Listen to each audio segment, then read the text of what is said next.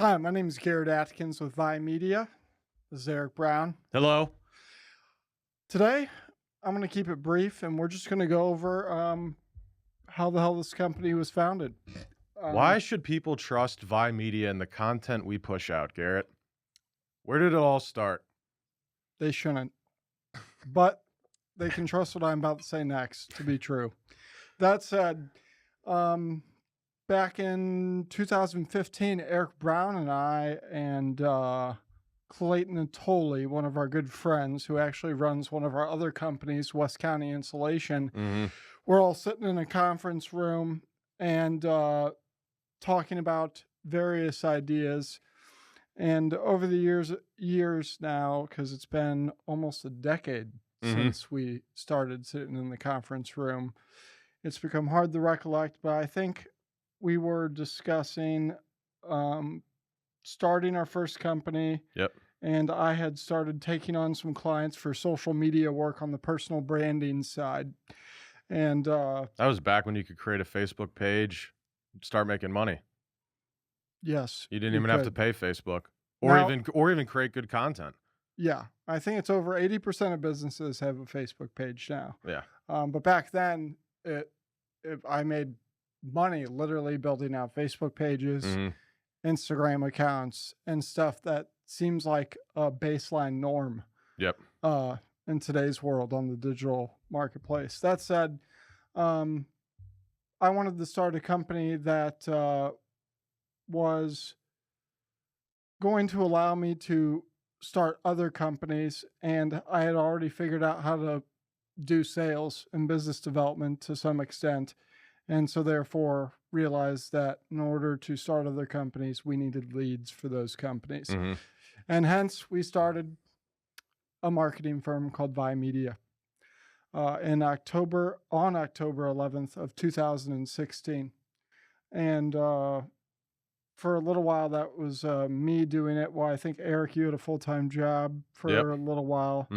Clayton was doing something. No, Clayton was hanging up on prospects that were interested in marketing. That's right. He was. He was there. He was there. Yeah, I'm interested. Click. Yes, he did. One time, our friend Clayton Natoli did call someone on behalf of VIE Media. He did a cold call. They answered for the first time because he had a bunch of people who didn't answer, like 10 in a row. The first person that did, he just hung up the phone. He was so scared. Sorry, Clayton. You're grown He's now. come a far way. He has come a far way. I heard him leave a voicemail earlier. Yeah, he didn't hang up until it was done. It was great. But that said, yeah, so I started it very shortly after that, after I started it in our apartment downtown, because I actually lived with Eric and Clayton downtown, St. Louis, in a 2-story loft off Washington Avenue. I would keep track of my clients on a whiteboard there. Shortly after that, Clayton came on. And then I think since we started in October, you either came on that January, the following January, or no, was it like a full year? It was a full year later, yeah. So yeah, you came on a full year later. That first year was a pain in the ass. We ended up getting an office. We cracked a deal with friends we made at AMG. Shout out AMG. Yes, you know who you are. And cracked a deal with them, got our first executive suite office that could fit 2 comfortably, 3 people uncomfortably, 4 people if you're desperate. Yep. And then we got 2 of those small offices there. And then that's right. Then you came on right when we were moving into our first actual separate office in Chesterfield, right? Yep. Because you guys were at AMG for like about, I think it was like a year almost. Yeah, just give or over take. a year. Yeah. Because you came on in January. Yeah. Full time, yep. Yeah. January 1, I was like, I'm out. And then we were in Chesterfield. Then after that, I miss the Chesterfield days sometimes. I miss the closet. My office was in the closet, dude. I never had windows. That was my office for some time You were too. in there. We were locked away in the closet. The creatives had all the good spots, and we were just the salespeople and leadership locked away. Yeah, no, I had no shame on that being my first office. I even put my grandmother had bought me a nameplate for the door. Garrett Atkins, CEO, even though it was a closet, slapped it right on that door. No problem at It all. felt good. Yeah, it did. It felt good. That's my fucking closet. So, um, that was there was a lot of good memories downtown Chesterfield, but I will say that place is dumb compared to our new Oh, yeah. office. Absolutely. Like our office right now is pretty bitchin'. I think we did it right, though. Because, In like, what way? Chesterfield was, like, a learning experience. Like, going in there, like, we advanced, right? We went from essentially a shared office space, right, to Apartment, shared office apartment space. to shared office executive space to our own office, retail front, and then, an A-class office where we don't have to clean our own bathrooms now. I think that was Yes. the biggest thing of the Chesterfield office is we had to clean. And that was horrible. I didn't even think about that. You don't remember that? No, I remember it. Every Friday, remember? I was like, "Yo, who's up?" Yeah. No, that was actually a really shitty part about it. Literally. Beat Literally. me to it. Yep. Beat me to it. Took the All opportunity. right, so we're in Chesterfield. Well, we started with social, right? We Yeah, we started did with social media marketing. We would build out social media marketing presence Mhm. for a business. That was the original digital foundation until it grew into the foundational aspect of local SEO that it is today. Mhm. Or, there's other types of digital foundations, but for the most part. And then we would do posting. Yep. It was terrible. If you were our client back then, I'm sorry. Thank you for the money. You're the reason we stayed in business this long. We're good at posting now, by the way, but back then I would literally just take a logo and throw it in the bottom right-hand corner of a stock photo, especially before you guys came It on. worked fairly well, though. It honestly didn't work. It worked well back then because no one was posting good content. So even if you were That's posting, true. No one knew what was good content. even yet. if you were posting, you were probably making money. Yeah, no one posted video. Video wasn't even allowed on most of the Yeah. platforms yet. Yep. Like the video was YouTube and that's it, Mhm. which I forgot about. Nowadays, videos everywhere. Yeah, you had So, to link out to YouTube from yeah, that's Facebook. the only way. There was no native posting a video. Yeah, on We've Instagram been or doing Facebook. this for a while. Yeah. I mean, literally since personal branding became a term people used all the time. So 'cause why did we get into SEO and ads? Why did we Because go we into wanted the to- SEO side? we wanted to start providing a return on investment that was extremely measurable for the Mhm. clients. Mhm. So social media marketing, from a posting perspective, very difficult to measure a return on investment. Now, if you're doing social media ads, paid ads, if you do that the right way, of course you can measure that, which Mhm. of course you know. Yep. But with SEO, with the way we go about it, combining it with our own in-house CRM that keeps track of all of our clients' leads, that Mhm. integrates with their CRM, that allows us to more accurately measure a return on investment. And as long as the client is willing and taking the partnership we have with them seriously, Yep. we can measure the amount of leads, how much that lead, if it closed, how much it sold for, and therefore calculate a return on investment so long as the client isn't being lazy. Yeah. I know we did that for a couple years. I mean, the first couple years was really just social. We started doing web SEO and ads, and we started seeing that our niche should be home service companies. Yes. Because we saw how much money again, we just explained the tracking. We track leads in, leads out. I mean, direct return on investment if we have a good partner we can work with, right? That's able to track that stuff. But we saw how much money we were making home service companies, and we were like, we need to do this ourselves. So Yes. really the original notion did come true of us starting another business, Clayton Atoli, West County Insulation. And we did that by providing our services. We had no outside investment, did it ourselves with VIE's money, and set up a foundation, set up a website, and started generating leads through SEO and ads. Yeah.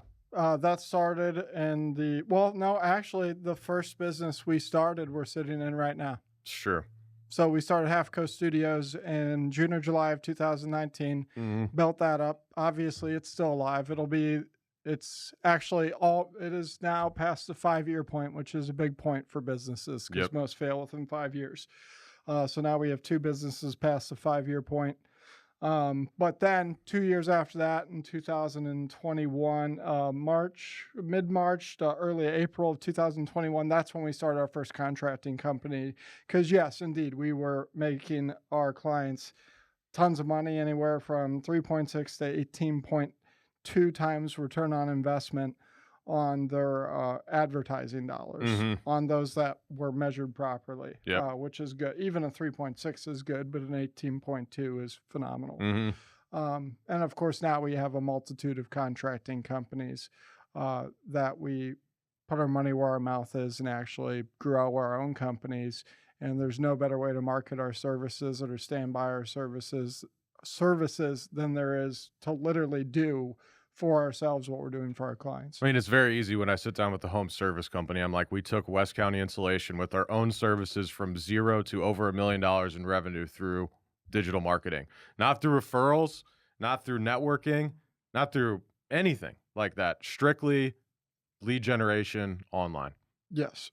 And SEO and PPC with a digital foundation, a well-built website. Mm-hmm. I mean, that's all a contracting company needs on a local level. And even on if you want to scale past that, the same thing, the SEO strategy just changes a little bit. Now you're doing ads in more areas rather than in one localized zone. Mm-hmm. So, but yeah. And then of course today, I'm no longer the CEO at VIE Media. I'm just a measly founder. Alex Dietrich's the CEO. You're the president. Um, how do you think things are going over there now? Things are good.